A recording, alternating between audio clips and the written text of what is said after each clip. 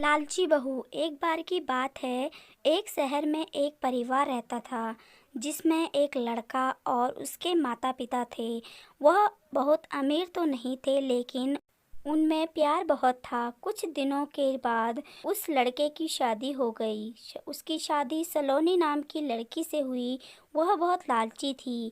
वह अपने पति को किटी पार्टी में जाने के लिए बार बार कपड़े और गहने लाने को बोलती थी।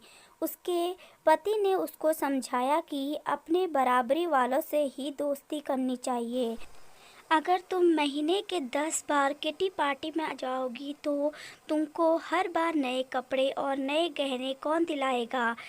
लेकिन वह अपने पति से ही झगड़ा करना शुरू कर देती थी और बोलती थी कि अगर मैं नए कपड़े गहने पहनकर नहीं जाऊंगी तो मेरी सहेलियां मेरी मजाक उड़ाएंगी। तुम ज़्यादा कमाने की तो सोचो नहीं, बल्कि मुझे ही रोकते रहते हो। इसके बाद वह अपनी सास के पास गई और बोली, माँ जी आप मुझे अपने गहने दे दीजिए, मुझे किटी पार्टी में पहन कर जाना है। उसकी सास हैरान होकर बोली, हमारे समय में बहू अपनी सास को गहने रखने के लिए देती थी, लेकिन तुम मुझसे ही गहने मांग रही हो। उसकी इन हरकतों से सारा परिवार दुखी था। एक दिन सलोनी की सहेली शिल्पा घर आई। उसने सलोनी की सास से सलोनी के बारे में पूछा।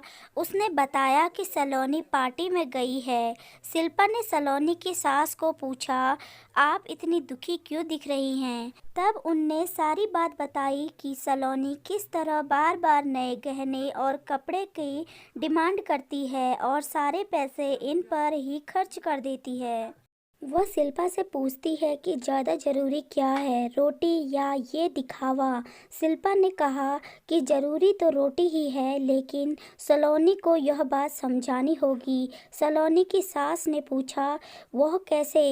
इसके बाद शिल्पा ने कहा, देखते जाइए। शिल्पा ने अपने जितने भी गहने और कपड़े थे वह लाकर सलोनी के घर रख दिए और उनका सारा राशन और फर्नीचर लेकर अपने घर चली गई। जब सलोनी घर आई तो उसने अपने अलमारी में नए गहने और कपड़े देखकर बहुत खुश हुई।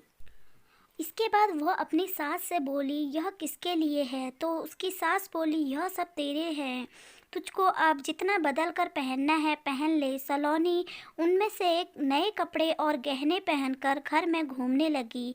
कुछ देर बाद वह जब रसोई में गई तो उसने देखा कि घर का सारा राशन गायब है।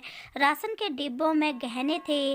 वह अपनी सास से बोली, यह क्या है? घर का राशन और फर्नीचर कहाँ है?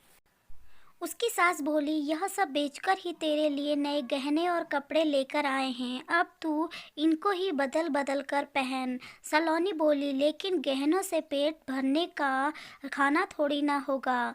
तभी सलोनी की सहेली शिल्पा भी आ गई। उसने कहा, जब पहले तुम्हारी सास ने तुमको समझाया तब तुम नहीं मानी, इसलिए हमने यह सब किया। अगर तुमको लगता है कि तुम्हारा पति पर्याप्त नहीं कमाता तो तुम खुद नौकरी क्यों नहीं करती? तुमको इन फालतू के दिखावे से बचकर अपने घर पर ध्यान देना चाहिए।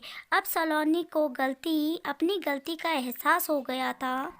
इस कहानी से हमें यह सीख मिलती है कि हमें फिजूल खर्ची से बचकर अपनी ज़रूरतों की चीज़ों पर ही ध्यान देना चाहिए।